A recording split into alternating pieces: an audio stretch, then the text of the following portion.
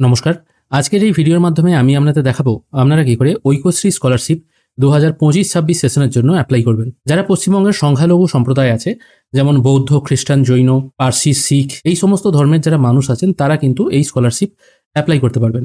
এখানে আবেদনের কিছু শর্ত দেওয়া আছে, যেখানে বলা হচ্ছে আপনাকে পশ্চিমবঙ্গের বাসিন্দা হতে হবে, প্রিভিয়াস ইয়ারের পরীক্ষায় আপনার 50% মার্কস থাকতে হবে। তবে প্রথম শ্রেণীতে যারা প্রথম ভর্তি হয়েছে আর কি, তাদের ক্ষেত্রে কোনো মার্কস দেওয়ার দরকার নেই। ছাত্রছাত্রীদের নিজস্ব ব্যাংক অ্যাকাউন্ট থাকতে হবে, বাংলা শিক্ষার ইউনিক আইডি থাকতে হবে এবং প্রিম্যাট্রিক স্কলারশিপ যারা আবেদন করবে, প্রিম্যাট্রিক মানে মাধ্যমিকের আগে ক্লাস 10 পর্যন্ত যারা আবেদন করবে, তাদের অবশ্যই মা এবং বাবার ব্যাংকের অ্যাকাউন্ট থাকতে হবে। আপনার পারিবারিক আয় যদি 2 লক্ষ টাকা হয়, তাহলে আপনি এই স্কলারশিপ অ্যাপ্লাই করতে পারবেন, প্রিম্যাট্রিক এবং পোস্ট ম্যাট্রিক উভয় ক্ষেত্রে।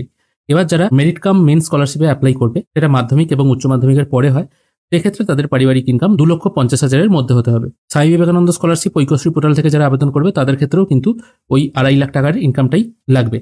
শুধুমাত্র ফার্স্ট টাইম যারা অ্যাপ্লাই করবে তাদেরই কিন্তু নতুন করে অ্যাপ্লাই করতে হবে এই পোর্টাল থেকে।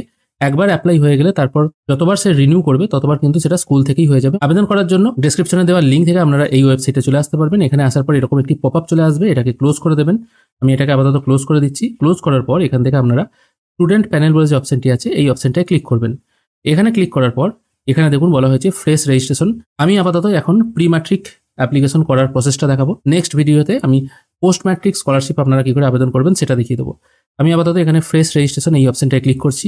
এখানে ক্লিক করার পর আপনাকে এখান থেকে প্রথমে ডিস্ট্রিক্ট চুজ করতে হবে। এখান থেকে আমি একটা ডিস্ট্রিক্ট চুজ করে নিয়ে ওকে অপশনে ক্লিক করছি। তারপর এখান থেকে আপনার ডোমিসিয়াল স্টেট যেটা আছে সেটা সিলেক্ট করতে হবে। এটা ওয়েস্ট বেঙ্গলই থাকবে, এটা আপনি চেঞ্জ করতে পারবেন না, কারণ এই স্কলারশিপ শুধুমাত্র ওয়েস্ট বেঙ্গলের জন্য। তারপর আপনার ডোমিসিয়াল ডিস্ট্রিক্ট চুজ করতে হবে। তারপর আপনার ব্লক অথবা মিউনিসিপ্যালিটি কি আছে সেটা চুজ করে নেবেন। এখানে ব্লক সিলেক্ট করবেন, যদি মিউনিসিপ্যালিটি হয় মিউনিসিপ্যালিটি চুজ করবেন। আমি আপাতত একটা ব্লক রাখছি। তারপর আপনার ব্লকের নাম কি আছে সেটা এখান থেকে চুজ করবেন এবং আপনার গ্রাম পঞ্চায়েতের কি নাম আছে সেটা এখান থেকে চুজ করে নেবেন।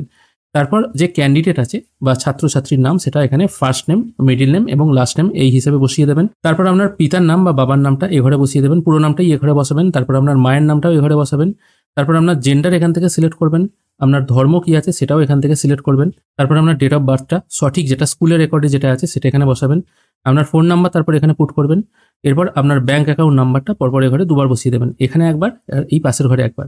তারপর ব্যাংকের আইএফএসসি কোডটা এখানে পুট করলে অটোমেটিক এখানে সবকিছু ডিটেল চলে আসবে। তারপর এখানে বলা হচ্ছে আপনার ব্যাংক অ্যাকাউন্টটি কার নামে খোলা আছে। যদি নিজের নামে থাকে তাহলে সেলফ করবেন, যদি নিজের নামে ব্যাংক অ্যাকাউন্ট না থাকে, বাবা বা মায়ের নামে হয়, তাহলে সেক্ষেত্রে এগুলো সিলেক্ট করে দেবেন। আমি আপাতত এটা সেলফ রাখছি। তারপর এখানে যে ক্যাপচাটি আছে এটা ফিল করে সাবমিট অ্যান্ড প্রসিড অপশনে ক্লিক করবেন। ফর্ম সাবমিট করার পর আমরা চলে এসেছি সেকেন্ড পেজে। ফার্স্ট পেজে আপনি যেগুলো ফিল আপ করেছেন সেগুলো এই স্টুডেন্ট ইনফরমেশনের জায়গায় শো হবে। এখান থেকেও আপনারা এডিট করতে পারবেন যদি কিছু ভুল হয়ে গিয়ে থাকে। এরপর এখানে আপনার ইনস্টিটিউটের ডিটেল দিতে হবে। আপনার শিক্ষার প্রতিষ্ঠানের ডিস্ট্রিক্ট এখানে প্রথম থেকেই সিলেক্ট থাকবে। তারপর চুজ করতে হবে আপনার শিক্ষা প্রতিষ্ঠানটি মিউনিসিপ্যালিটি না ব্লক এরিয়ায় অবস্থিত। আমি এটা আপাতত ব্লক সিলেক্ট করছি।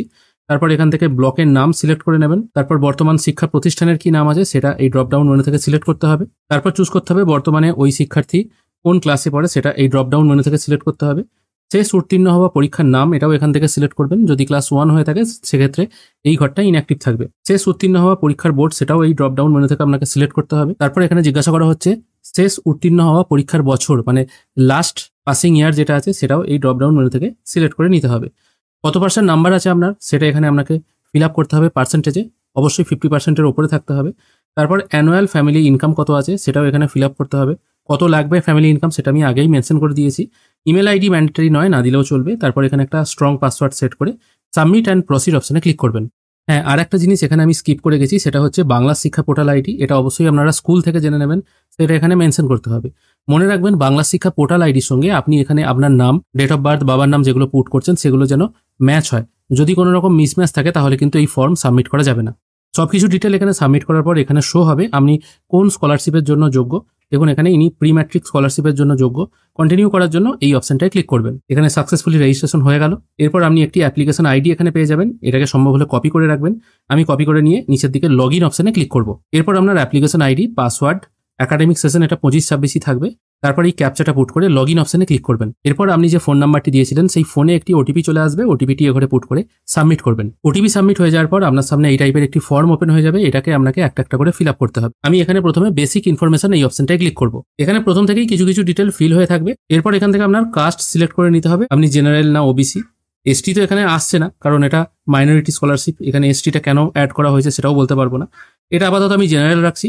বৈবাহিক অবস্থা আপনার বিবাহ হয়েছে কিনা সেটা এখান থেকে জিজ্ঞেস করা হচ্ছে, এটাও সঠিক উত্তরটা দিয়ে দেবেন, তারপর আপনার গার্জেনের নামটা এখানে পুট করে দেবেন। পেজটিকে স্ক্রোল করে একটু নিচের দিকে এলে এখানে আপনার পার্মানেন্ট অ্যাড্রেস পুট করতে হবে। কিছু কিছু অংশ এখানে অটোমেটিক কপি হয়ে চলে আসবে, শুধু এখানে আপনার পার্মানেন্ট অ্যাড্রেস মানে এখানে আপনার ভিলেজের নাম, পোস্ট অফিসের নামটা এ ঘরে পুট করবেন, পুলিশ স্টেশনের নামটা এখানে পুট করবেন এবং পিনকোড কত আছে সেটা এই পাশের ঘরে বসিয়ে দেবেন। প্রেজেন্ট আর পার্মানেন্ট অ্যাড্রেস যদি একই হয়ে থাকে তাহলে এই ঘরে টিকমার্ক দেবেন, তাহলে এখানে আর আপনাকে আলাদা করে কিছু ফিল আপ করতে হবে না, অটোমেটিক ওপর থেকে কপি হয়ে চলে আসবে। যদি আলাদা হয়ে গিয়ে থাকে তাহলে কিন্তু এখানে আপনাকে সবকিছু ম্যানুয়ালি ফিল করতে হবে। পেজটির আরেকটু নিচে এলে এখানে বাংলা শিক্ষা পোর্টাল আইডি যেটা আপনি আগে ফিল করেছিলেন সেটা এখানে শো হবে। এখানে শুধু আপনার আধার নাম্বারটা পরপর দুবার বসাবেন, আর এখানে জিজ্ঞেস করা হচ্ছে আপনি অন্য কোনো রাজ্য বা কেন্দ্রীয় সরকারের বৃত্তি পাচ্ছেন কিনা, ইয়েস অথবা নয় উত্তর দেবেন। এটা আপাতত নই রাখবেন, তারপর এই অপশনটায় টিকমার্ক দিয়ে সাবমিট অ্যান্ড প্রসিড করবেন। এরপর এখানে জানতে চাওয়া হচ্ছে আপনার পূর্ববর্তী শিক্ষা সংক্রান্ত তথ্য। এবার এক্ষেত্রে আপনাদেরকে বলে দিই, আগে যেমন ফ্রেশ রেজিস্ট্রেশন এবং রিনিউয়াল সবকিছুই অনলাইনে হতো, এখন কিন্তু শুধুমাত্র ফ্রেশ রেজিস্ট্রেশনগুলোই অনলাইনে হচ্ছে, রিনিউয়াল কিন্তু আপনার ইনস্টিটিউট থেকে করে দেওয়া হবে। কিন্তু কেউ যদি স্কুল চেঞ্জ করে সেক্ষেত্রে তাকে কিন্তু ফ্রেশ রেজিস্ট্রেশনই করতে হবে।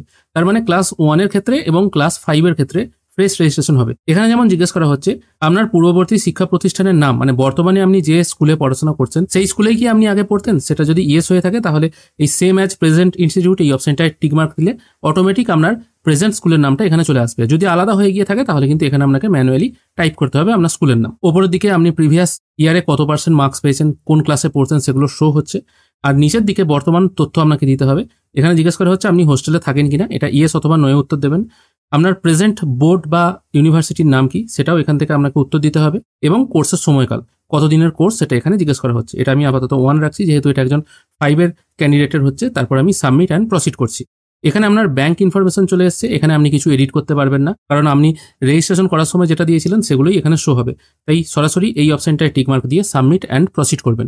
এরপর আপনার টোটাল ফর্মটি এখানে ফিল হয়ে চলে আসবে, একবার ভালো করে মিলিয়ে নেবেন। যদি মনে হয় সবকিছু ঠিকঠাক আছে তাহলে একদম নিচের দিকে এসে 3টে চেকবক্স আছে, এই 3টে চেকবক্সে এইভাবে টিকমার্ক দিয়ে ভেরিফাই অ্যান্ড লক অ্যাপ্লিকেশন এই অপশনটায় ক্লিক করবেন। লক করে দিলে আপনি কিন্তু আর অ্যাপ্লিকেশন চেঞ্জ করতে পারবেন না। এখানে আপনার অ্যাপ্লিকেশন সাকসেসফুলি লক হয়ে গেছে, এটাকে ওকে করে দেবেন। এরপর প্রিন্ট অ্যাপ্লিকেশন অপশনে আপনি যখনই ক্লিক করবেন আপনি যে ফর্মটি এতক্ষণ ফিল আপ করলেন সেটা আপনার সামনে শো হবে। এটা আপনার ইনস্টিটিউটে জমা দিতে হবে, এর সঙ্গে ব্যাংকের বই, আধার কার্ড, ইনকাম সার্টিফিকেট এগুলোও কিন্তু ইনস্টিটিউটে জমা দিতে হয়। আর জমা যখন দেবেন অবশ্যই এখানে সিগনেচার অফ স্টুডেন্টের জায়গায় ক্যান্ডিডেটের সই করতে হবে, এবং নিচের দিকে ক্যান্ডিডেটের গার্জেনের সইটা এখানে করতে হবে, এবং 7 দিনের মধ্যে কিন্তু এটা জমা দিতে হবে আপনার ইনস্টিটিউটে। এর পরবর্তী ভিডিওতে আপনারা কি করে পোস্ট ম্যাট্রিক স্কলারশিপ আবেদন করবেন এবং সেটা আবেদন করার জন্য কি কি ডকুমেন্ট লাগবে সেটা আলোচনা করে দেবো, এবং এই ঐক্যশ্রী পোর্টাল থেকেই আপনারা কিন্তু স্বামী বিবেকানন্দ স্কলারশিপ অ্যাপ্লাই করতে পারবেন। তবে এখানে আপনারা হয়তো কনফিউজ হয়ে যেতে পারেন, স্বামী বিবেকানন্দ স্কলারশিপ তাহলে কি সবার ঐক্যশ্রী পোর্টাল থেকেই হবে? না, এরকম কোনো ব্যাপার নেই। শুধুমাত্র মাইনরিটি ক্যান্ডিডেট আছে যারা, তাদেরই স্বামী বিবেকানন্দ স্কলারশিপ এই ঐক্যশ্রী পোর্টাল থেকে হবে। অটোমেটিক আপনার নাম্বার বেশি যদি থাকে সেখান থেকে অটোমেটিক আপনার স্কলারশিপ ঐক্যশ্রী থেকে স্বামী বিবেকানন্দ স্কলারশিপে ট্রান্সফার হয়ে যাবে।